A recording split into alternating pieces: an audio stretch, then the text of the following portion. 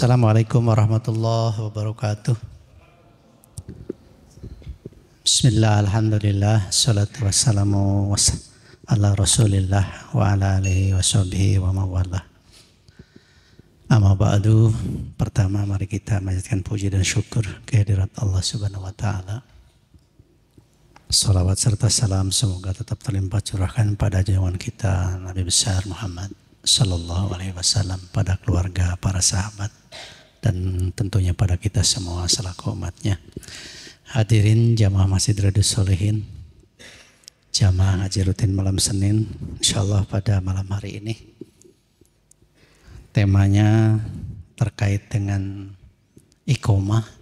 Kita merespon apa yang disampaikan oleh salah satu jamaah, yaitu Pak Wahyudi di WA grup Riyadhus Shalihin terkait dengan iqomah. Memang ini sangat penting bagi kita, apakah bagi muadzin ataukah bagi jamaah, termasuk juga bagi imam barangkali. Sehingga insya Allah akan dikupas tuntas dengan guru kita, yaitu Al-Ustadz Bapak Dr. Haji Rudi Ahmad Suryadi. Insya Allah nanti kita jadikan pedoman di kita.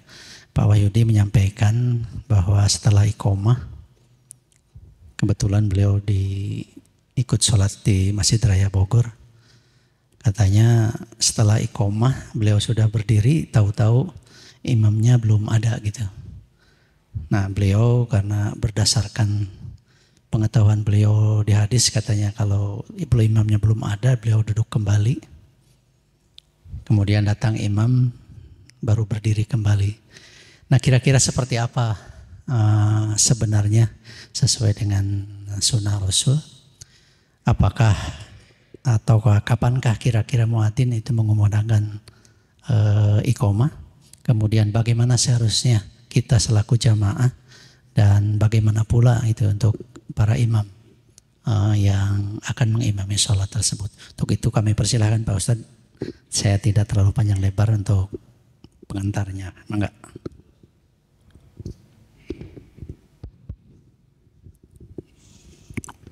Bismillahirrahmanirrahim. Assalamualaikum warahmatullahi wabarakatuh. Innal hamdalillah nahmaduhu wa nasta'inuhu wa nastaghfiruh wa na'udzu billahi min shururi anfusina wa min sayyiati a'malina. May yahdihillahu fala mudilla lahu wa may yudlilhu fala hadiyalah. Amma ba'd. Hadratul Mukarramin, para asatid, para bini sepuh, bapak-bapak, jamaah penguasaan Senin rahimakumullah. Alhamdulillah dina dangat aina orang tiasa ngampal ngadi ngumpulung sakumaha biasa dina talab ilmu. Mudah-mudahan calikna di ieu majlis mugia dicantenkeun tawisan pahala mungguh Allah Subhanahu wa taala.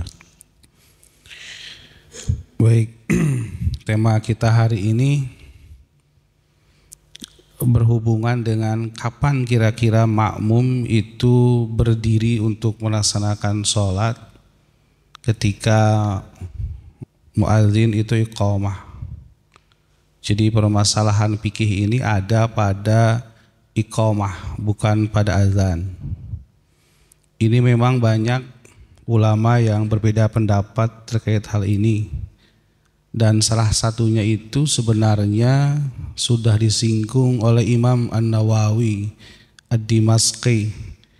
Imam Nawawi itu ngarang namanya Al-Majmu' Syarhul Muhadzab. Imam Nawawi ini ya pengarang ini kitab Riyadhus Shalihin yang dijadikan nama masjid ini. Beliau nulis kitab namanya Al-Majmu' Syarhul Muhadzab. Muhadzab itu kitab karangan As-Siraji. Jadi kalau kita beli cetakan itu hanya 2 jilid, tetapi kalau Al-Majmu', kalau cetakan di Darul Fikr itu lumayan tipis pada nih, kira-kira 14 jilid kalau kita baca. Nah, tapi kita akan kutip bagaimana para ulama memandang mata yakumul ma'mum li iqamatis shalah. kapan kira-kira makmum itu berdiri untuk mendirikan sholat. Baik, kita lihat banyak sekali kan di kita juga ada yang makmum ketika beres iqomah baru berdiri. Ada juga yang di tengah-tengah asna al-iqomah berdiri. Ada juga yang makmum berdirinya setelah imam itu qiyam, berdiri di panggimaran kan gitu. Itu banyak sekali perbedaan ikhtilaf ulama. Di makalah singkat ini saya coba kutip di kitab fikih yang cukup kontemporer. Sejatinya tadi saya mau bagikan ya Pak ke DKM, tapi nanti mungkin bisalah beberapa waktu kita bagikan ulang. Kitab ini namanya Al-Fiqhul Islami wa Adillatuhu. Jilidnya cukup lumayan Pak Wahyu, kebetulan di rumah ada itu semua kitab itu. Jadi kalau cetakan Darul Fikr 8 jilid. Ini ada jilid kedua Pak. Halamannya 138. Ini Wahbah Zuhaili ini adalah pakar fikih kontemporer. Beliau di Syria, beliau juga terlibat di Lajnah Fikih Islami di OKI, organisasi konferensi Islam internasional di dunia. Beliau punya sahabat-sahabat Pak Jamin, namanya Syekh Muhammad Said Al-Buti, ada lagi Syekh Muhammad Hasan Hito, Jamiah Syafi'i, guru saya langsung itu di Carongge Pak, kenal ya. Nah kebetulan saya juga di situ berbakti diri untuk kajian-kajian keislaman dan ngajar. Gimana kata Wahbah Zuhaili? Arafna fi bahsi ahkamil iqamati lis-salati anna lil fuqaha'i ara'a arba'atin. Kata Wahbah Zuhaili begini, kita itu telah mengetahui dalam pembahasan hukum iqamah dalam salat. Nah, bagaimana pandangan ulama? Kata beliau, anna lil fuqaha'i ara'a arba'atin fi waqti istihbabil qiyami li sholatil jama'ati. Ulama ini terbagi 4 pandangan, 4 pendapat terkait istihbab, penganjuran untuk makmum berdiri melaksanakan sholat berjamaah. Kata pengarang kitab ini begini katanya, nujizuha huna, kami akan ringkas di sini gitu. Jadi Pak Wahyudi kalau kita buka kitab Al-Majmu itu kira-kira 30 halaman bicara itu. Tapi oleh Wahbah Zuhaili ringkas itu hanya 1 halaman, tidak. Saya tadi bongkar kitab aslinya. Yang pertama, bagaimana pendapat 4 mazhab ini? Zahabal Hanafiyatu, mazhab Hanafi. Mazhab Hanafi ini adalah mazhab yang disebahkan pada Abu Hanifah, lahir di Kupah tahun 90 Hijrah, meninggalnya 150 Hijrah. Nama aslinya Nu'man bin Thabit, mazhabnya mazhab Hanafiyah karena nama kunyahnya Abu Hanifah, nama aslinya Nu'man bin Thabit. Kata Abu Hanifah bagaimana? Ila annal musalliya yaqumu inda hayya 'alal falah wa ba'da qiyamil imami. Kata mazhab Hanafi, makmum itu berdiri ketika mukim, orang yang mengucapkan iqamah hayya 'alal falah. Itu Pak. Jadi kalau ada orang di sini ketika Mas Sardi misalkan saja bicara hayya 'alas salati hayya 'alal falah, berdiri. Nah, mereka itu menggunakan mazhab Abu Hanifah. Benar. Atau wa ba'da qiyamil imami, atau setelah imam berdiri di sini. Di Pangimaran orang mana itu? Ini tempat sholat imam. Imam sudah berdiri, baru makmum berdiri. Berarti kalau ada orang yang begitu mengikuti mazhab Abu Hanifah. Yang kedua, pandangan kedua, tadi kan 4 pandangan ya. Wa zahabal hanabilatu. Kalau kita mendengar Hanabilah itu mazhabnya dinisbahkan pada Ahmad bin Hambal. Ahmad bin Hambal itu di Kufah. Beliau bertemu dengan Imam Syafi'i. Bahkan beliau pernah berguru di Imam Syafi'i. Imam Syafi'i di al-umnya kunut, Imam Ahmad bin Hambal di Musnad Ahmadnya tidak kunut. Tetapi Imam Syafi'i ketika berkunjung pada Ahmad bin Hambal tidak kunut.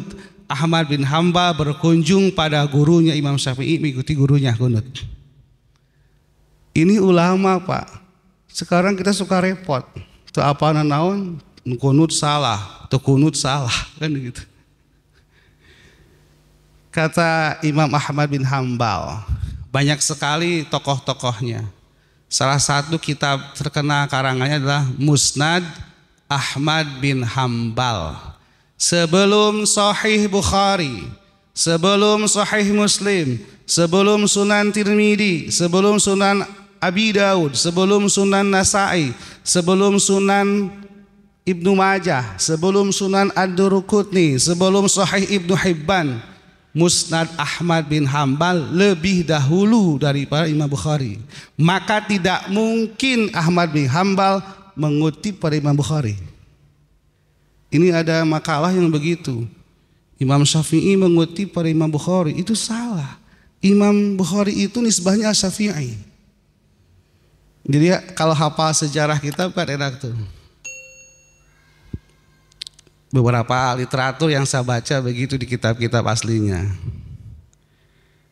Ahmad bin Hambal itu juga banyak pengikutnya Pak.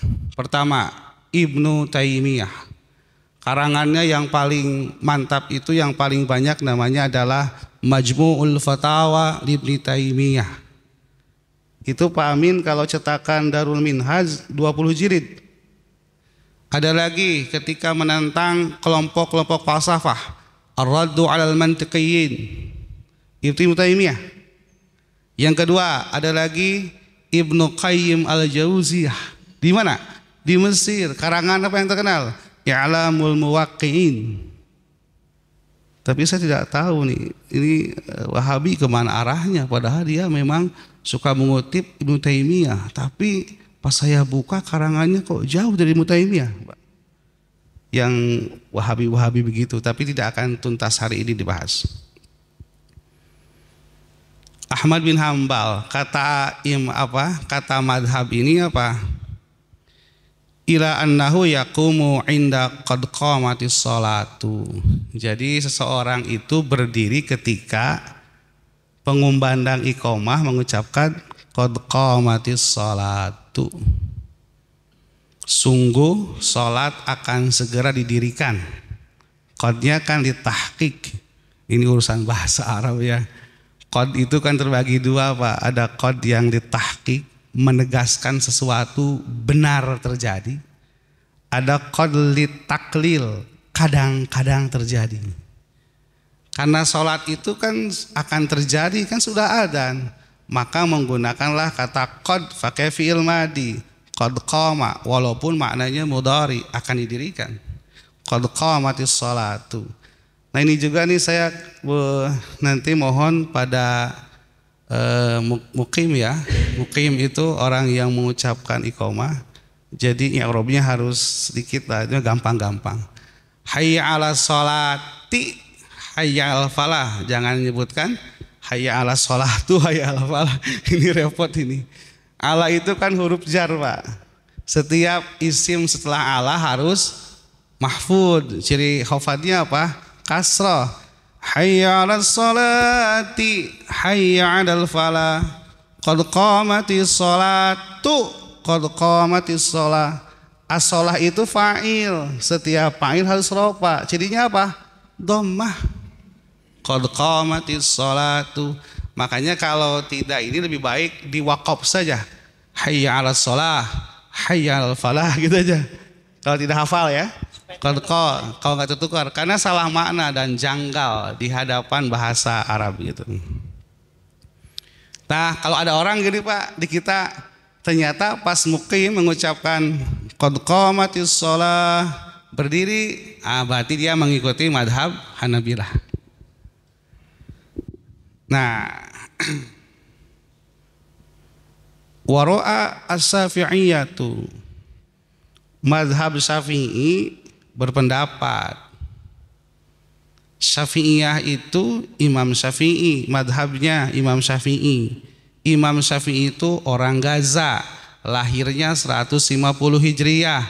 Pada tahun yang sama Abu Hanifah meninggal, Imam Syafi'i dilahirkan di Gaza.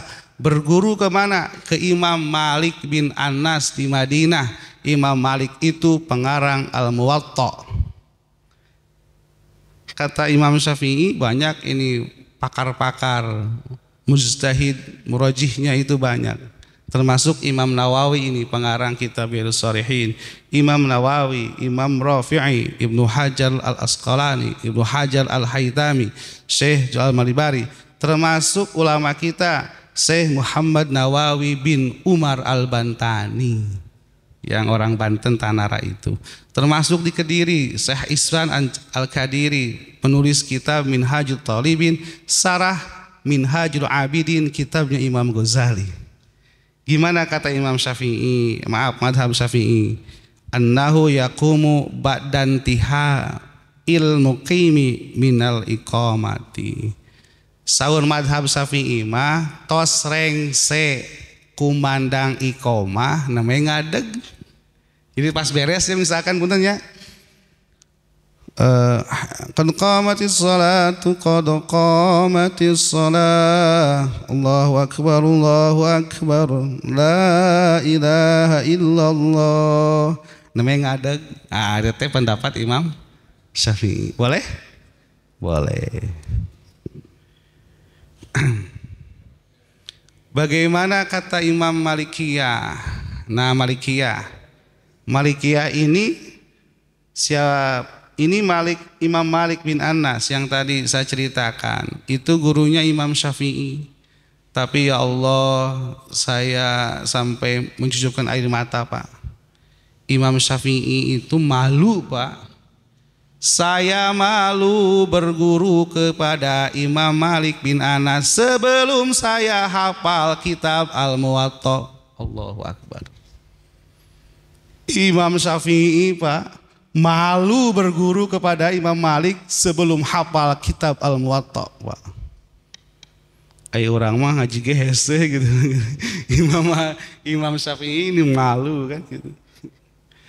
Kata Malikiyah gimana? Zalika mauqulun ila qadri taqatin nasi halal iqamati au awwaliha au ba'daha. Kata madhab Malikiyah mah terserah pada kemampuan makmum, baik di awal iqamah ataupun setelahnya, di tengah-tengah pun tidak boleh. Berarti kan beragam banyak. Jadi pami orang tos beres iqamah aya nu ngadeg, berarti madhab Syafi'i. Katakanlah pendapat Syafi'iyah. Kalau setelah qad qamatis shalah berarti mengikuti Ahmad bin Hambal. Kalau ada orang yang berdiri ketika hayya 'alal falah berarti mengikuti madhab Abu Hanifah. Jadi beres kan ya? Beres. Kenapa begitu? Ulama itu ikhtilaf. Ini alasannya kata Huzaili, iz laisa fi hada syar'un masmu'un illa hadisa Abi Qatadah as-Sabiqi.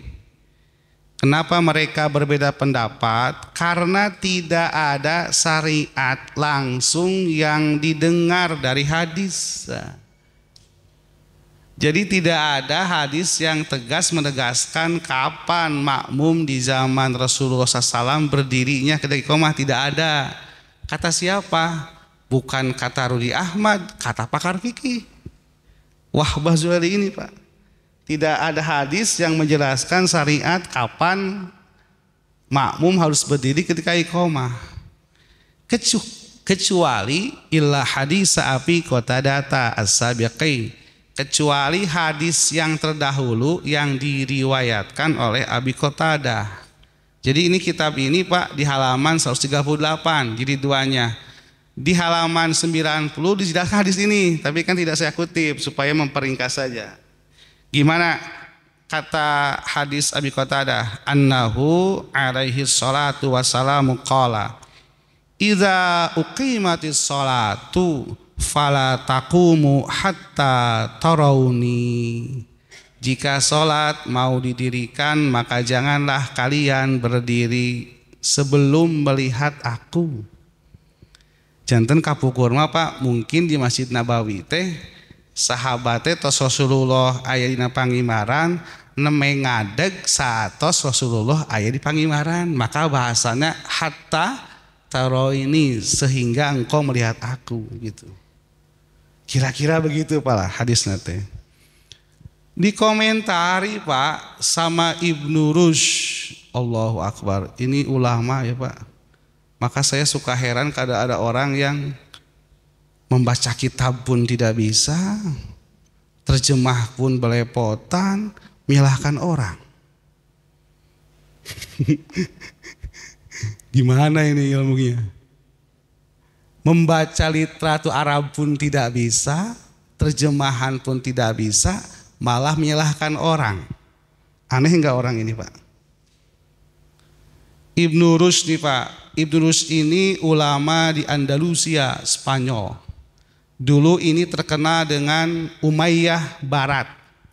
Dulu Islam itu kan tahun 750 Hijriah sampai 1298 itu jaya di Abbasiyah Baghdad.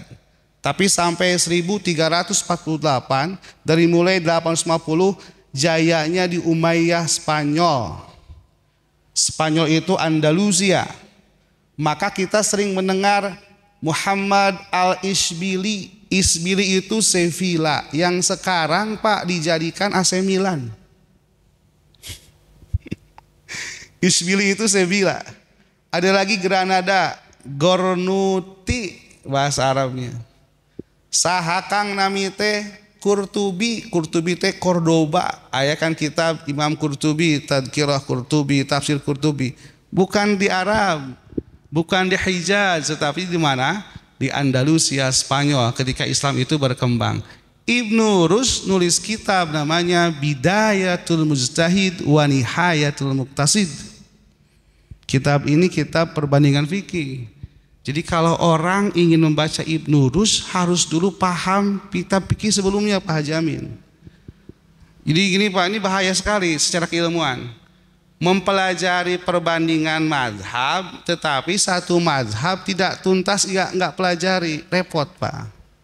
Repot sekali ini secara struktur keilmuan. Sebab membandingkan itu muqaranah harus tuntas dulu, minimum beberapa mazhab tentang kaidah-kaidah hukumnya, fikih-fikihnya. Ibnu Rushd ini ulama Malikiyah, sebab Andalusia, Mesir, Libya, Tunisia, Aljazair, Maroko yang nanti nyebrang ke Andalusia, Maroko itu Maghribi kan ya, itu rata-rata mazhab Maliki. Nah kata Ibnu Rushd gimana menyikapi hadis ini? Fa in soha hadza wa qad bayanna annahu hadisun muttafaqun alaihi wajaba al-amalu bihi. Kata Ibnu Rushd di komentari hadis Abi Qatadah ini, jika saja hadis ini sahih dan kami telah menjelaskan, kata Wahbah Judairi, hadis ini sahih muttafaqun alaih. Kalau ada muttafaqun alaih berarti dia ada di Bukhari dan Muslim. Layaknya orang berbicara rawahu as-Saikhani. Kalau ada rawahu as-Saikhani pasti hadis itu ada di kitab Bukhari dan Muslim. Seperti muttafaqun alaih pasti sepakati itu ada di kitab Bukhari dan Muslim. Muttafaqun alaih itu kan disepakati. Kalaulah itu sahih hadisnya maka wajib diamalkan. Wa illa itu ilahnya bukan istisna Pak ya, asalnya in syartiyah, hamzah, nun, la digabung jadi wa illa. Jika tidak sahih, nah gitu. Ini ngomong bahasa Arab ya nggak apa-apa sedikit-sedikit ya. Jika tidak sahih, fal mas'alatu baqiyatun ala asliha al ma'fuwi anhu. Jikapun hadis itu tidak sahih, maka permasalahan ini akan terus tersisa yang pada dasarnya itu dimaafkan. Artinya apa? Tidak ada syariat langsung kapan makmum berdiri, maka ketika makmum kapan berdirinya pun tidak apa-apa. Kumaha saur Wahbah Zuhaili, nah, ini komentar kan, annahu laisa fiha syar'un wa annahu mata qoma kullu wahidin hasanun. Kata Wazuhaili, saya menegaskan, menyatakan hal ini tidak ada syariat langsung. Sehingga kan ulama berpendapat tadi ya. Dan ketika salah seorang berdiri ketika melihat imam, maka itu sungguh baik. Janten kedah ramedi banyak anu pas hayya ala sholah, hayya al falah mangga. Anu pas qad qomatis sholah, aya anu jami teh julus kene gitunya, diem kene atanapi cali kene tos rengse la ilaha illallah namanya ngadeg gitu sawios sama gitu. Baik, kita akan lihat lagi. Ini saya kutip lagi Pak Haji Amin dari ini kitabnya At-Taju wal Iklil. At-Taju wal Iklil ya. Ini karangannya ini Mukhtasar Khalil Muhammad Abi Yusuf Al-Gornuti. Nah, Gornuti itu Granada. Spanyol apa Wahyudi? Dulu kan ada Qurtubi Cordoba, Isbiri Sevilla, Gornuti Granada. Sebab di Spanyol itu ada peradaban besar tentang perpustakaan, namanya adalah Istana Alhambra. Diurang jadi Alhambra. Hamra itu kan apa? Kemerah-merahan. Jadi pami kasinaran matahari, marmernya itu merah-merah Pak. Berarti luar biasa kan ya, harganya sebat. Tapi akhirnya Umayyah Spanyol runtuh. Akibat apa? Akibat desakan dari Raja Frederick Prancis ketika itu yang mereka melakukan inkuisisi bahasa kitanya. Kalau tetap di Spanyol terbunuh, kalau tidak mau terbunuh silahkan pergi dari Spanyol. Itu inkuisisi kan itu. Ini kan cerita sejarah. Tadi ya kata Imam Malik itu tadi kan tergantung selera makmum mau kapan saja dia berdiri ketika iqamah. Maka dikasihlah ini komentar dari At-Taj wal Iklil. Kebetulan kitab ini jarang Pak di Indonesia. Saya pun dapat PDF-nya. Padahal kalau beli kitab ini beli ke Nurbook ya. Nurbook itu web kitab internasional Pak. Harganya Pak Wahyudi $142. Kalau mau beli ya $142. Tapi saya dapat PDF-nya yang gratisan kan gitu. Kalau mau beli, kalau manfaat ya beli yang asli $142. Jadi belum mau kirim kan gitu. Sahur Abi Yusuf Qasim ini gimana? Qala Malikun yantajidul imamu ba'da tamil iqamati taswiyatas sufufi wa laisa fi sil'anil qiyami ila salati ba'dal iqamati. Imam Malik berpendapat imam itu hendaklah menanti makmum. Imam hendaklah menanti makmum sampai sempurnanya iqamah untuk membereskan barisan. Kan tadi kata itu kan di hadis yang Abu Qatadah, janganlah engkau dirikan sholat sampai engkau melihatku. Maka pantas Pak, jadi nanti sholat itu dilaksanakan setelah imam itu meratakan sop makmum. Urang sekian sawu sufufakum atau sawu sufufakum wa'tadilu wa tarasaw. Bahasa Arabnya gitu. Sawu ratakan kan gitu. Fa'tadilu rapatkan, Seimbangkan barisan, jadi keneng-keneng tangka itu apa? Waktu rausau dan bersiap-siap. Biasanya rausau itu digunakan di bahasa perang. Rausau siap, rausau itu siap, gitu. Bergegas ataupun namanya siap-siap gitu. Jadi sunnah ya Pak ya, seorang makmum meratakan barisan, seorang imam meratakan barisan makmum. Mohon dirapatkan, luruskan barisannya, kan udah gitu. Ngai bahasa Arab mangga sawu sufufakum atau minta istau sufufakum atau wa'tadilu yang lain-lain. Nah ini kira-kira Pak ya, jadi karena tergantung pada kemampuan makmum, maka boleh orang itu makmum, boleh ketika hayya 'alas shalah falah, boleh ketika qad qomatis shalah, boleh juga setelah selesai iqamah, boleh juga tergantung kehendak masing-masing. Mangga gitu. Gitu Pak sebagai pengantar ya. Ini beberapa referensi yang agak mutabar, tapi penyebaran di internet juga banyak Pak. Ada yang mengutip Al-Bahuti, ada yang mengutip Asy-Syarqawi, ada yang mengutip An-Nawawi yang lain-lain. Itu sama. Jadi pertanyaannya mana pendapat yang benar selama ulama ada yang mentarjih itu adalah benar.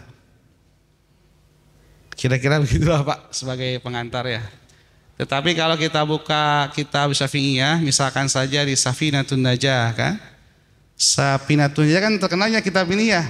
Pernah mendengar Pak ya? Safinatun Najah itu kitab yang dikarang oleh Syekh Salim bin Sumail Al-Hadrami. Tapi Al-Batawi wafatan. Tapi meninggalnya di Batavia, di Jakarta, wafatan kan bahasanya. Nanti yang melahirkan adalah Sayyid Usman, Mufti Batavia Jakarta, yang menulis salah satunya adalah tentang nasab habaib yang sedang ramai. Kemarin saya juga, Pak Rudi bisa nggak komentar habaib? Saya tidak mau karena ini rentan. Saya tidak mau karena ini rentan Pak, gitu, rentan sekali tersosial para ahlu bait yang lain-lain. Hapunten janten iya anu kusimpuling kapenak, bisa jadi yang lain juga kapenak, tapi nanti mungkin keda ngajug-jug jalur nu sesuai gitu. Artinya apa? Ketika terjadi ikhtilaf para ulama, Islam itu sudah tasammuh fil fikhi, memberikan toleransi di dalam fikih selama itu ada benar landasannya. Yang salah itu menyalahkan orang tidak tahu dasarnya. Yang salah itu salah orang yang tidak tahu dasarnya. Kalau mau diskusi harus fair. Apa fairnya? Yang satu bawa kitabnya, yang satu bawa kitabnya. Pas. Kalau yang satu bawa kitab, yang satu tidak bahasa literatur Arab, tidak usah diskusi, capek kan gitu. Kira-kira begitu. Wallahu a'lam bishawab gitu.